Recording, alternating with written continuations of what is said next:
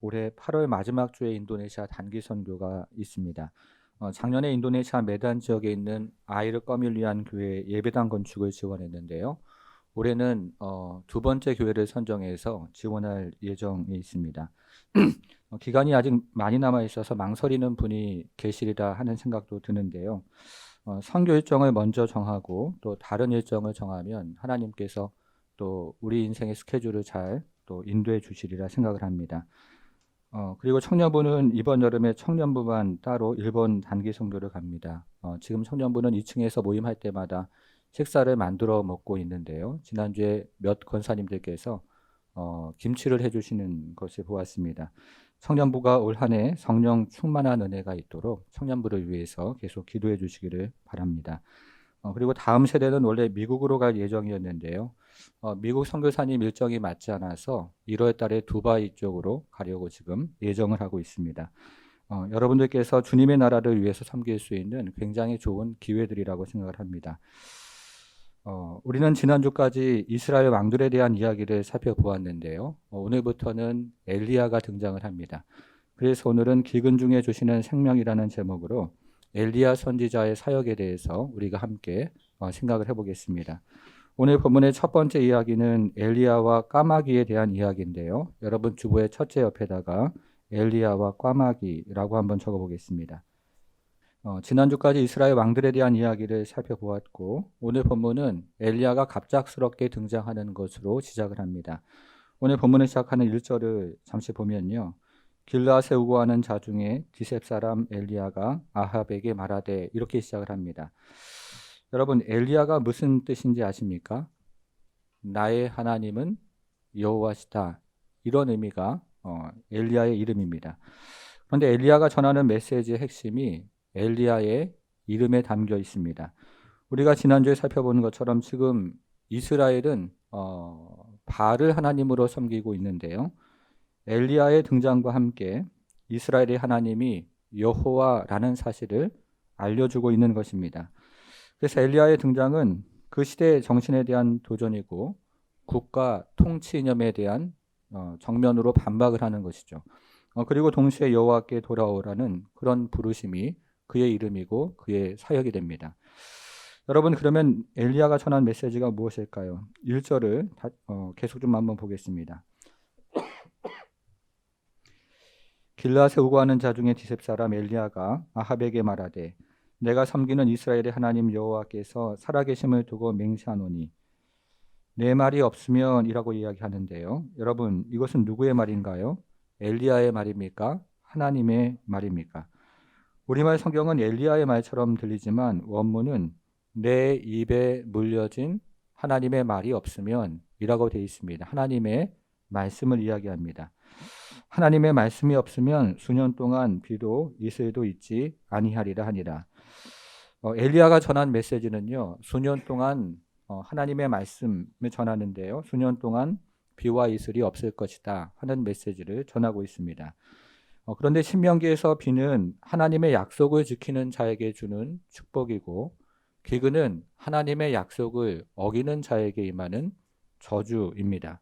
그래서 수년 동안 비와 이슬이 내리지 않는다는 엘리야의 메시지는 이스라엘의 바알 숭배에 대한 하나님의 심판 아래로 들어가는 것을 의미하는 것입니다.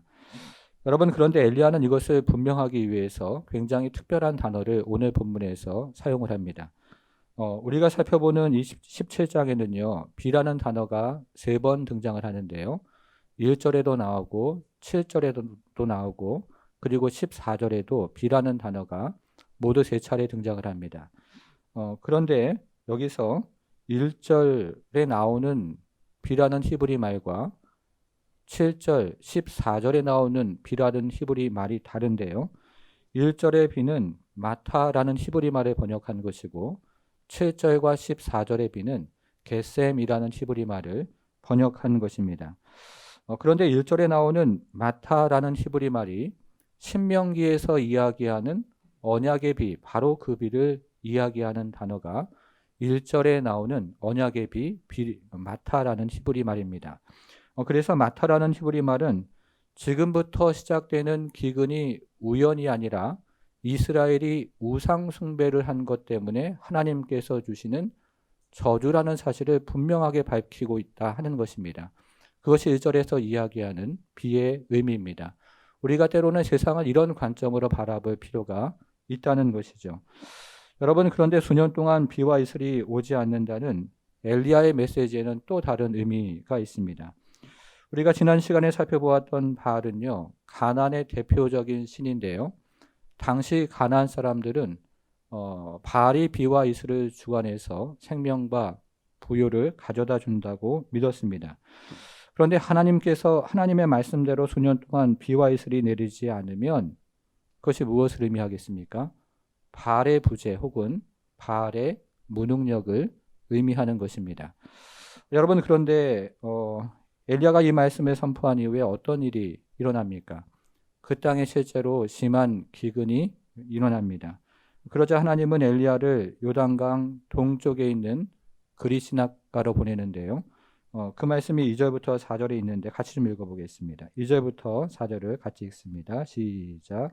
여호와의 말씀이 엘리야에게 임하여 이르시되 너는 여기서 떠나 동쪽으로 가서 요단 앞 그리 시냇가에 숨고 그 시냇물을 마시라. 내가 까마귀들에게 명령하여 거기서 너를 먹이게 하리라. 지리적으로 보면 이 그리스네가는 요단 동편에 있는 광야인데요. 우리가 생각하는 계곡에 있는 그런 시내가 아니라 광야 한복판에 있는 시내가 바로 이 그리스네가입니다. 근데 여기에 나오는 시내라는 정확한 번역은요, 사막에 있는 광야에 있는 와디입니다. 여러분 지리 시간에 배우셨을 텐데요. 요단강이나 주변에 있는 강의 영향을 받는 지류에 해당하는 그런 시내를 의미하는 것이 아니라 하늘에서 내리는 비의 영향을 받는 와디를 이야기하는 것이 여기서 이야기하는 시내입니다. 그래서 그리시네가는요, 광야에 있는 그런 와디를 의미하고 있습니다. 그리고 여기서 나오는 그릿이라는 말은요, 카리트라는 히브리 말을 번역한 것인데 그 말의 의미는 자르다 하는 의미를 가지고 있습니다. 그래서 그리시네가는 잘려진 시내, 문자적으로 번역하면 그런 의미가 됩니다. 그런데 이 말이 18장에 나옵니다. 한번 확인을 좀 해볼게요. 18장 4절로 한번 가서 보시면요. 18장 4절을 보시면 이세벨이 여호와의 선지자를 여러분 찾으셨습니까? 네. 이세벨이 여호와의 선지자를 어떻게 할 때요? 네. 그 말이 카리트, 자르다라는 말입니다. 이세벨이 여호와의 선지자를 자를 때에 이런 말로 되어 있습니다. 자, 이어지는 5절을 보니까요. 아합이 오바댜에게 이르되 이 땅의 모든 물 근원과 모든 내로 가자. 혹시 꼴을 얻으리라. 그리하면 말과 노새를 살리리니 짐승을 다 잃지 않게 되리라. 여기서 잃다는 말이 카리트, 자르다라는 말입니다. 심한 기근 때문에 짐승을 잃어버리는 것을 짐승들이 잘려나간다 이렇게 표현을 하고 있습니다. 여러분, 우리가 엘리야에 대한 이야기를 읽어보면요, 17장부터 19장까지가 하나의 묶음인데요. 자, 그러면 지금 상황이 어떻습니까? 이 안에 있는 내용은 이렇습니다. 이세벨이 선지자의 생명을 자르고 있는 상황입니다. 그리고 기근이 땅에 있는 생명을 자르고 있는 그런 상황이 계속됩니다. 그래서 엘리야도 그리시네, 즉 잘려진 시내에서 그의 생명이 잘려야 하는 것이 마땅합니다. 그러나 하나님께서 엘리야를 특별하게 보호하시고 있다는 것이죠. 이세벨이 선지자의 생명을 자르고 기근이 땅에 있는 생명을 자르는 가운데서 하나님이 엘리야를 그 잘려진 시내, 당연히 엘리야가 거기서 목숨이 잘려야 하지만 하나님께서 특별한 보호하심으로 엘리야를 보호하고 있다는 뜻입니다. 여러분, 그런데 하나님의 기적은 여기서 끝나지가 않습니다. 5절, 6절, 이어지는 5절, 6절도 같이 읽어보겠습니다. 시작. 그가 여호와의 말씀과 같이 하여 곧 가서 요단 앞 그리시네가에 머물되 까마귀들이 아침에도 떡과 고기를 저녁에도 떡과 고기를 가져왔고 그가 시냇물을 마셨으나. 엘리야는 광야에서 까마귀가 아침 저녁으로 가져오는 떡과 고기를 먹습니다. 여러분, 여기서 무엇이 생각이 나십니까? 이스라엘이 광야에서 만나와 메추라기를 먹는 것이 생각이 납니다. 그런데 엘리야가 광야에서 양식을 공급받는 것과 이스라엘이 광야에서 양식을 공급받는 것에는 어떤 차이가 있습니다. 이스라엘이 광야에서 양식을 공급받을 때는요, 하루에 몇 번이죠? 한 번, 만나와 메추라기를 공급받았는데, 여기서 엘리야가 양식을 공급받을 때는 아침, 저녁으로 떡과 고기를 공급받았다고 기록이 되어 있습니다. 특별히 고대 팔레스틴 지방에서는요, 하루에 2번 고기를 먹는 것은 부자만이 할 수 있는 특별한 그런 일이었습니다. 그래서 이것은 하나님께서 엘리야를 그냥 먹이신 것이 아니고 풍성히 먹이셨다. 이런 의미를 가지고 있습니다. 온 세상에 지금 기근 가운데 있는데요. 모두가 다 잘려나가는 그런 상황에 있는데요. 하나님께서 엘리야를 특별히 그에게 풍성히 양식을 먹이셨다. 그런 의미를 가지고 있는 것입니다. 사랑하는 여러분, 여러분에게도 이런 은혜 있기를 바랍니다. 기근 중에서도요, 하나님께서 풍성히 먹이시는 그런 은혜를 경험하는 우리 성도가 되기를 바랍니다. 오늘 본문의 2번째 이야기는요, 엘리야와 사르밧 과부에 대한 이야기인데요. 주보의 둘째 옆에다가 엘리야와 사르밧 과부라고 적어보겠습니다. 이제 극심한 가뭄으로 인해서 엘리야가 머물고 있던 그리시네가도 말라버렸습니다. 그래서 하나님은 엘리야를 이번에는요, 이방 지역인 시돈 땅에 있는 사르밧에 있는 한 과부에게로 보냈습니다. 자, 8절과 9절인데요. 같이 읽습니다. 8절, 9절 시작. 여호와의 말씀이 엘리야에게 임하여 이르시되 너는 일어나 시돈에 속한 사르밧으로 가서 거기 머물라. 내가 그곳 과부에게 명령하여 내게 음식을 주게 하였느니라. 이번에 하나님은 사르밧 과부를 명령해서 엘리야에게 음식을 주실 그런 계획을 가지고 계십니다. 여러분, 그런데 하나님께서 엘리야를 보낸 시돈이 어디일까요? 그 주변의 지도를 머릿속으로 한번 생각을 해보시면요. 이스라엘과 지중해가 있는데요. 이스라엘과 지중해 사이에 페니키아라는 왕국이 당시에 있었는데 이 페니키아 왕국의 한 도시가 바로 시돈입니다. 그런데 이 시돈이라는 도시는요. 우리가 잘 아는 것처럼 어떤 도시냐면 이세벨의 고향이고 바알의 본산지였습니다.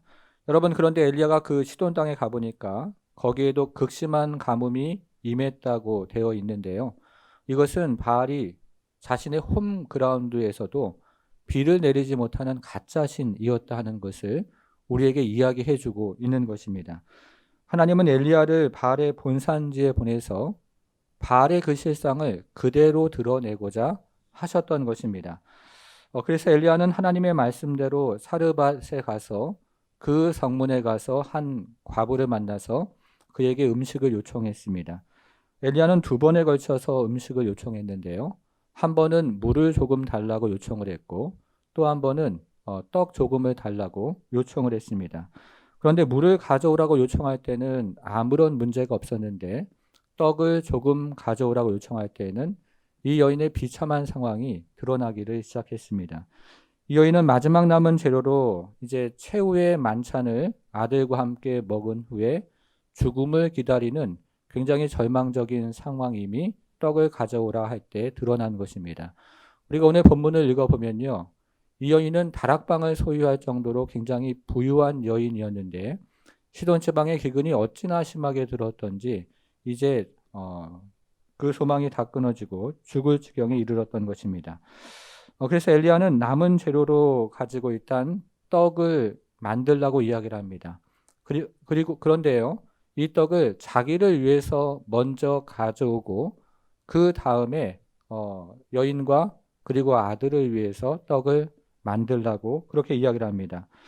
그러면 비가 다시 내리는 날까지 가루가 떨어지지 않고 그리고 기름이 마르지 않는 기적을 경험할 것이라는 하나님의 말씀을 전했습니다.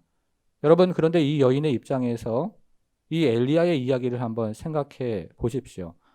이 여인의 입장에서 이 엘리야의 이야기를 따르는 것이 쉬웠겠습니까?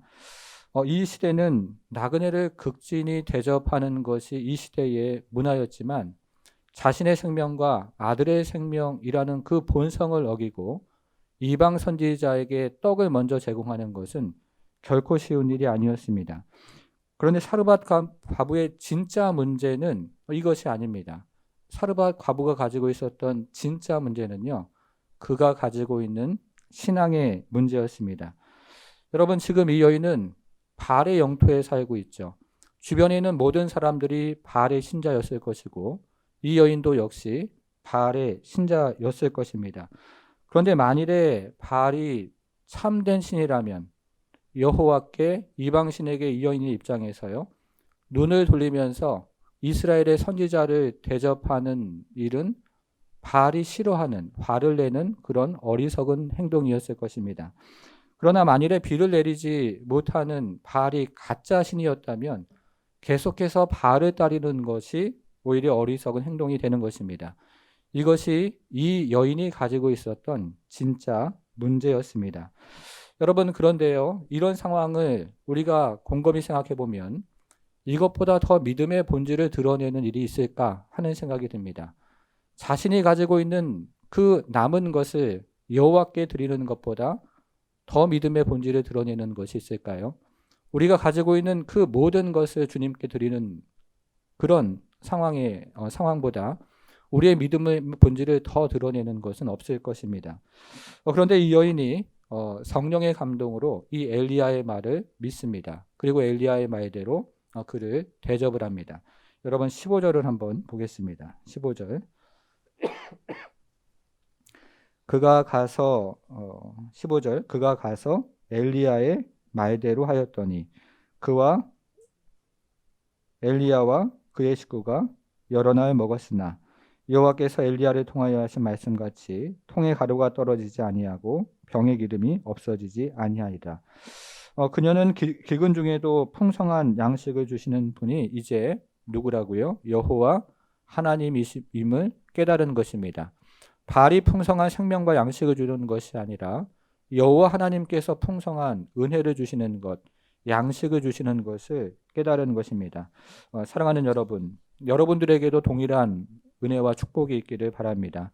기근 중에도 풍성한 양식을 주시는 분이 여호와 하나님이라는 그 사실과 또 고백이 있는 성도의 인생을 살아가기를 바랍니다. 여러분, 그런데 이 사르밧 과부의 이야기는 여기서 끝나지가 않습니다. 그에게 더 큰 문제가 시련이 닥쳐오는데요. 그것은 그의 아들이 죽은 사건이었습니다. 자, 이번에 17절로 한번 가보겠습니다. 17절. 이일 후에 그 집 주인 되는 여인의 아들이 병들어 증세가 심히 위중하다가 숨이 끊어진지라. 여러분, 왜 이런 일이 일어났을까요? 이 여인은 자신이 가진 마지막 것을 선지자에게 주었는데도 왜 이런 일이 일어났을까요? 이 사건은 또 다른 의미가 있습니다. 당시의 바알 숭배자들은요, 풍요뿐만 아니라 생명, 그 생명이 바알에게 달려 있다고 믿었습니다. 바알 신화에는 바알이 일정 기간 동안 죽어서 지하 세계에 머무는 기간이 있다고 그렇게 믿었는데요. 그러면 온 세상에 기근이 임하고 비가 내리지 않고 그리고 초목들이 시들고 땅이 갈라지면서 죽음이 지배하는 시간이 있다고 생각을 했습니다.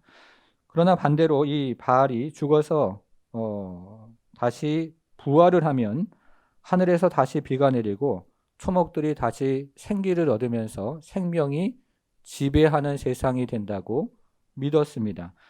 그래서 고대 가나안 사람들은 생명이 바알에게 달려 있었다고 믿었던 것입니다. 여러분, 그러나 생명이 누구에게 달려 있습니까?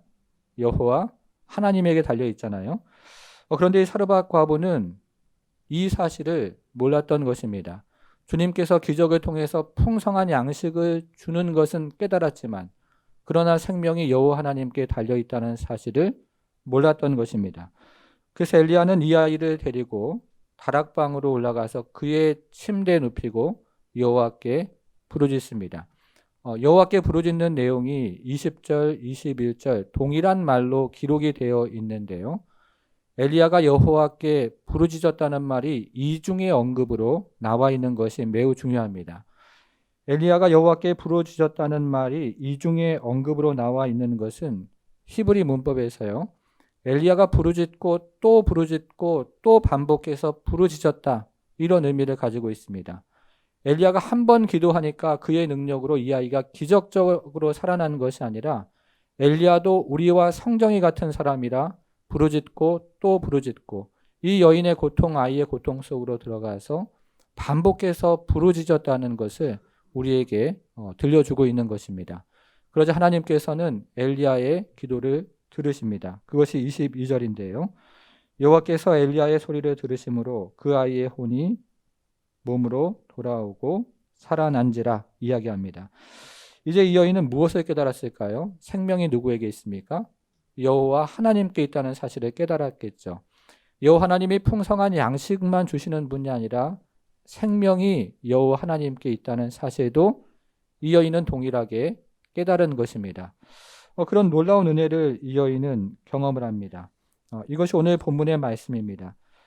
그런데요, 이 오늘 본문을 우리가 이해할 때 그 핵심이 어디 있냐면 오늘 본문의 핵심은 이 여인이 했던 마지막 말에 마지막 고백에 오늘 본문의 핵심이 있어요. 그래서 지금부터 그 핵심을 여러분들께서 잘 이해를 하셔야 되는데요. 이 핵심을 가지고 우리가 적용을 한번 해보겠습니다. 여러분 마지막 24절이죠. 24절 같이 한번 읽어보겠습니다. 시작. 여인이 엘리야에게 이르되 내가 이제야 당신은 하나님의 사람이시요 당신의 입에 있는 여호와의 말씀이 진실한 줄 아노라 하니라. 여러분 여기에는 이 여인의 몇 가지 고백이 있습니까? 첫째, 당신은 하나님의 사람이다. 둘째, 여호와의 말씀이 진실하다. 두 가지 고백이 있습니다.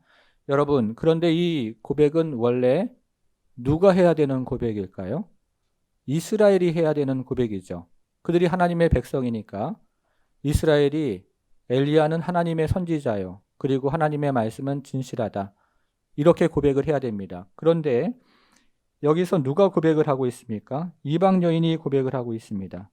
엘리야를 하나님의 사람이라고 고백하고 하나님의 말씀이 진실하다는 고백이 이방 여인의 입에서 터져 나오고 있다는 것입니다. 자, 그러면 이것이 왜 핵심일까요? 먼저 이 여인은 엘리야를 하나님의 사람이라고 말합니다. 그런데 우리말 성경에는요, 이 하나님의 사람이라는 말이 하나님의 사람, 소유격으로 되어 있는데요. 원문에서는 하나님 곧 사람이라는 동격으로 또 이해가 되어지는 말이 하나님의 사람이라는 이 단어입니다. 이것은 엘리야가 하나님으로부터 전적으로 위임을 받은 사람이요. 그리고 그 권위를 전적으로 위탁받은 사람이라는 그런 의미를 가지고 있습니다. 여러분, 그래서 엘리야는요, 하나님의 입에서 나오는 그분의 말씀을 운반하는 사람이다. 이런 뜻이에요. 하나님의 입에서 나오는 그의 말씀을 그대로 퍼다가 나르는 사람이다.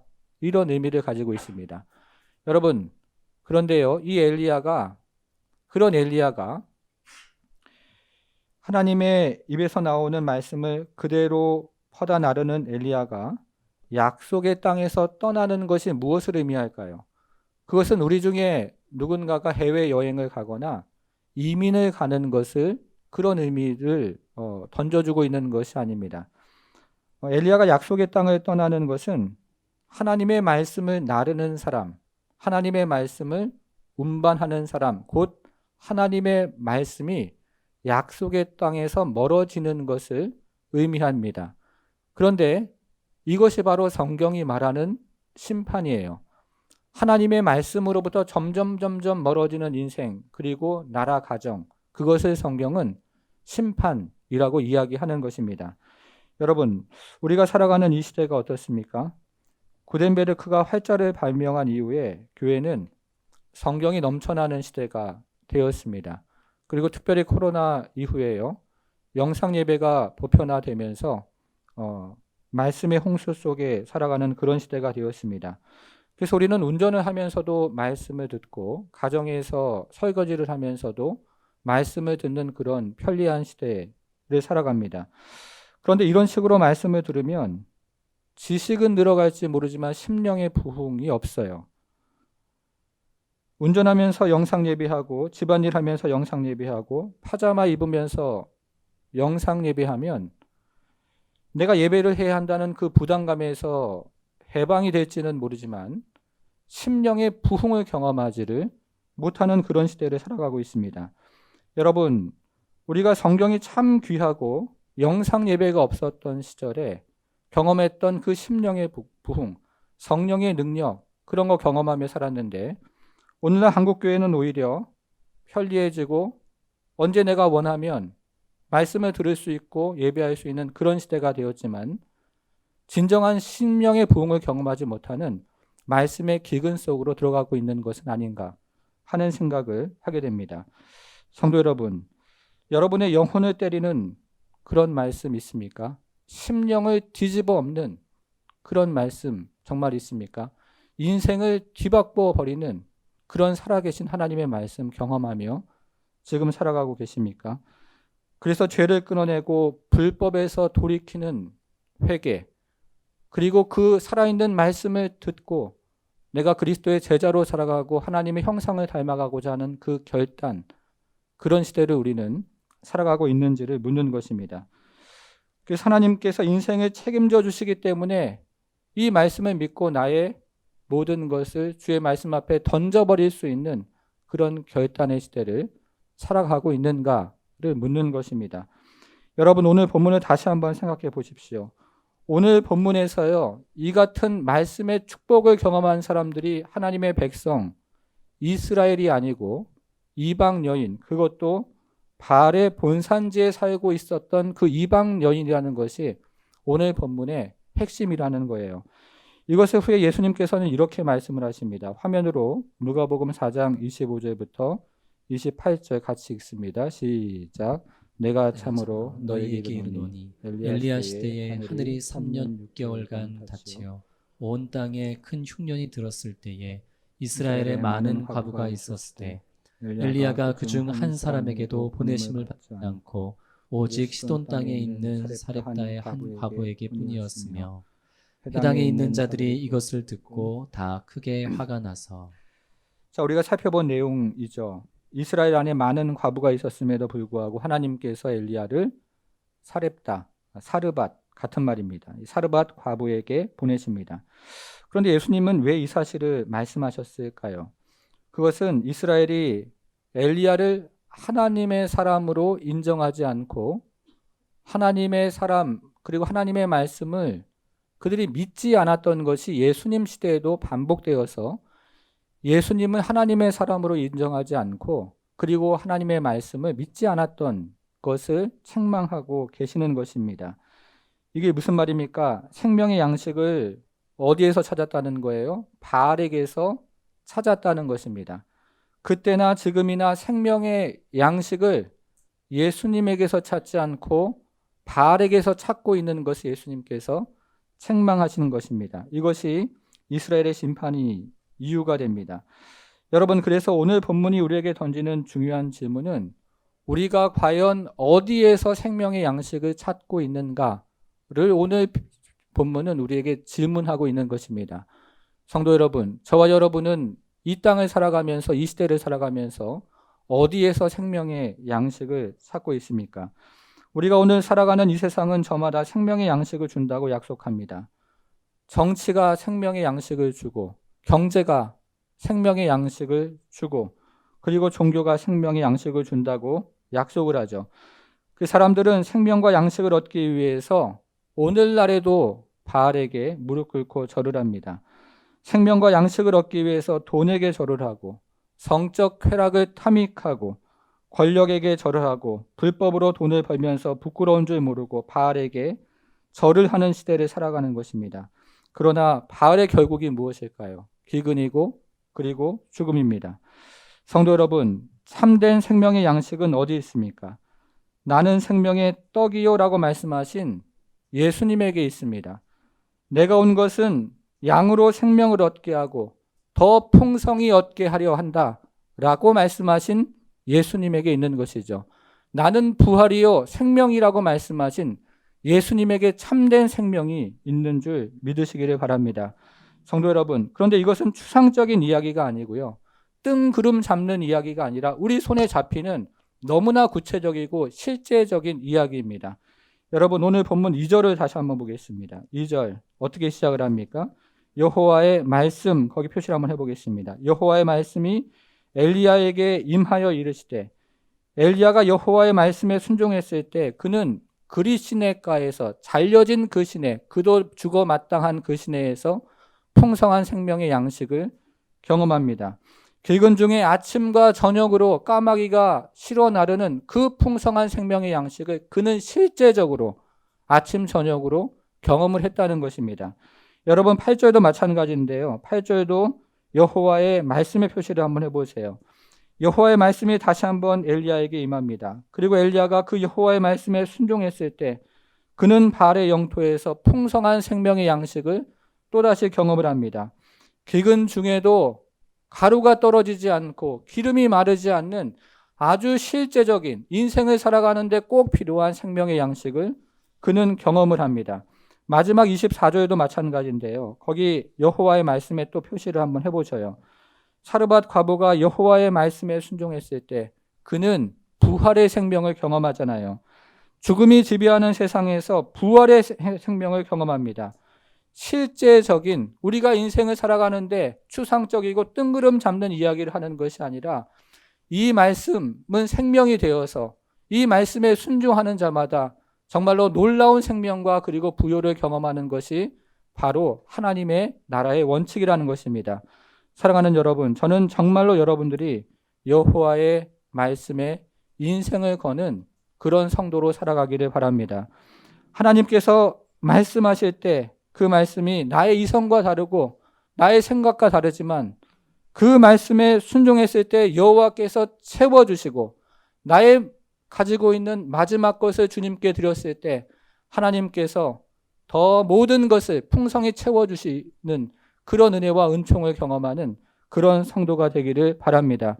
그래서 오늘 본문의 그리시네가의 기적이 정말로 나의 기적이 되고, 그리고 사르밧 과부의 기적이 나의 기적이 되어서 기름이 떨어지지 않고 가루가 마르지 않는 하나님의 그 놀라운 은총과 기적을 경험하며 한 주간을 살아가는 그런 성도 모두가 되시기를 주님의 이름으로 축원합니다.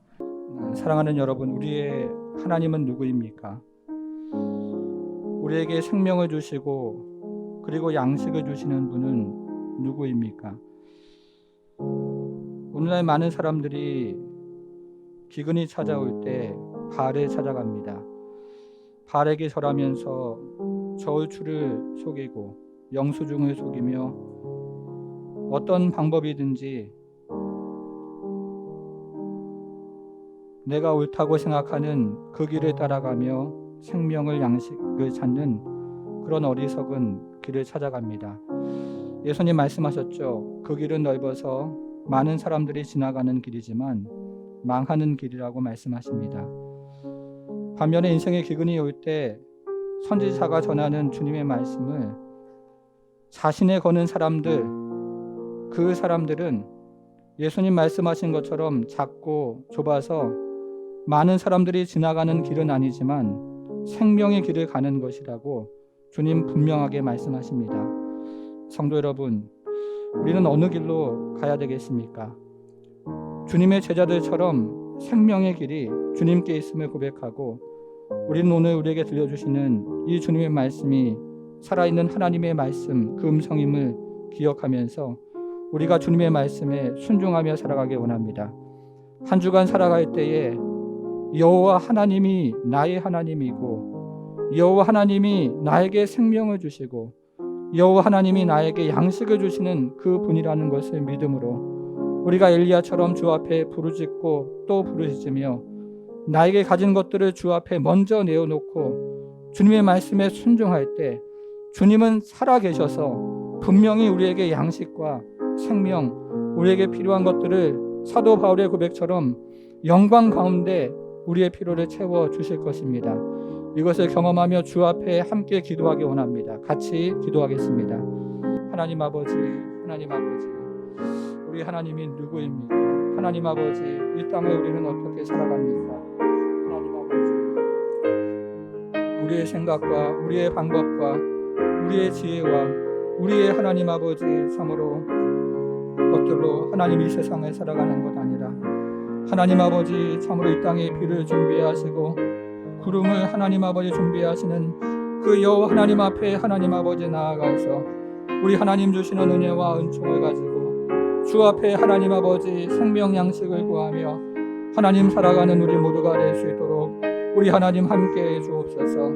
인생의 기근이 올 때 하나님 아버지 참으로 바알을 하나님 아버지 찾는 인생 되지 말게 하시고 인생의 기근이 올 때 하나님 아버지 주 하나님 우리가 또 경험하며 하나님 아버지 참으로 그가 비를 준비하시고 그가 하나님 아버지 땅을 위해서 양식을 준비하시며 하나님 생명을 하나님 준비하시는 것을 믿음으로 고백하고 하나님 아버지 구름으로 하늘을 덮으시고 하나님 아버지 우리에게 인생을 하나님 아버지 부탁하고 계시는 그 말씀을 하나님 아버지 부여잡고 나아갈 때 하나님 아버지 하나님께서 우리 인생을 찾아오시고 역사하셔서 우리 하나님이 되어주시고 우리 하나님 아버지 여호와가 되어주셔서 우리가 하나님 아버지 하나님 앞에 참으로 하나님 생명을 걸고 하나님 아버지 참으로 우리 인생을 거는 은혜가 있도록 주여 도와주시기를 기도하오니 하나님 역사하여 주시고 하나님 인도하여 주시고 하나님 아버지 도와주셔서 우리 하나님께서 주시는 은혜와 하나님 아버지 생명의 양식을 가지고 주 앞에 살아가는 하나님 아버지 우리 모든 성도가 될 수 있도록 우리 하나님 도와주옵소서. 하나님 아버지 주 앞에 여호와가 하나님이며 여호와 앞에 하나님 아버지 생명이 있는 것을 고백하고 우리의 호흡이 닿는 그날까지 주 앞에 하나님 나아가 하나님 아버지 참으로 비를 준비하시고 비를 내려주시며 하나님 그 안에서 하나님 아버지 생명의 은혜를 우리 가운데 부으시는 이 하나님의 은혜와 도우심을 구하며 주 앞에 나가는 성도들 될 수 있도록 우리 하나님 역사하여 주시고 하나님 아버지 참으로 인간적인 하나님 아버지 생각으로 하나님 아버지 참으로 또 인생의 길에 가는 성도들이 있다면 하나님 다시 한번 주의 길로 하나님 돌이키고 그분의 생명의 길로 하나님 아버지 나가는 역사가 있도록 하나님 아버지 도와주시며 우리 하나님의 도우심과 인도하심 가운데 나아가 생명의 하나님 아버지 양식을 거는 은혜가 있도록 우리 하나님 함께해 주시기를 기도하오니 주님께서 은혜를 더하시고 역사하셔서 하나님 아버지 생명길에 갈 수 있도록 우리 하나님 아버지 우리 성도들 가운데 사르밧 과부처럼 이제 마지막 남은 양식같이 절박한 상황 가운데 있는 성도 없습니까? 주님, 그 절박함 가운데 하나님의 음성을 들을 수 있도록 우리 하나님 동행하여 주시되 하나님 아버지 우리 인생의 것들을 하나님께 드리고 남은 것들을 주 앞에 내어드릴 때 하나님 아버지 가루가 떨어지지 않고 기름이 마르지 않는 그런 인생의 기적을 우리 모든 성도들이 경험할 수 있도록 우리 하나님 축복해 주옵소서.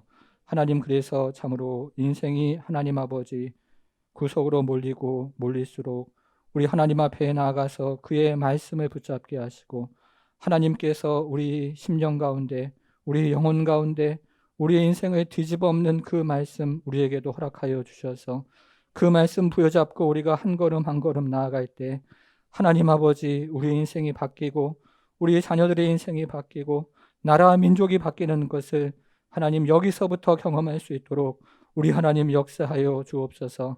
예수님 말씀하셨습니다. 말씀을 하나님 아버지 쫓아가는 길은 작고 좁은 길이지만 그것이 생명의 길이라고 말씀하셨습니다. 하나님 아버지 우리가 이 말씀 부여잡고 주 앞에 나아갑니다. 주님께서 우리 사랑하는 성도들 한 주간 하나님의 말씀으로 지켜 보호하여 주시고 그 말씀 생명보다 귀히 여기며 붙잡고 나아갈 때 하나님께서 약속하신 하나님 아버지 참으로 하나님 주시는 그 약속의 생명을 누리는 한 주간 될 수 있도록 우리 하나님 함께하여 주옵소서. 이제는 우리 주 예수 그리스도의 은혜와 하나님의 크신 사랑과 성령의 감화 감동 충만케 하심이 인생의 마지막 것을 주 앞에 드리며 주님이 오직 영생임을 고백하는 모든 성도들 머리 위에 이제부터 영원토록 함께 하실지어다. 아멘.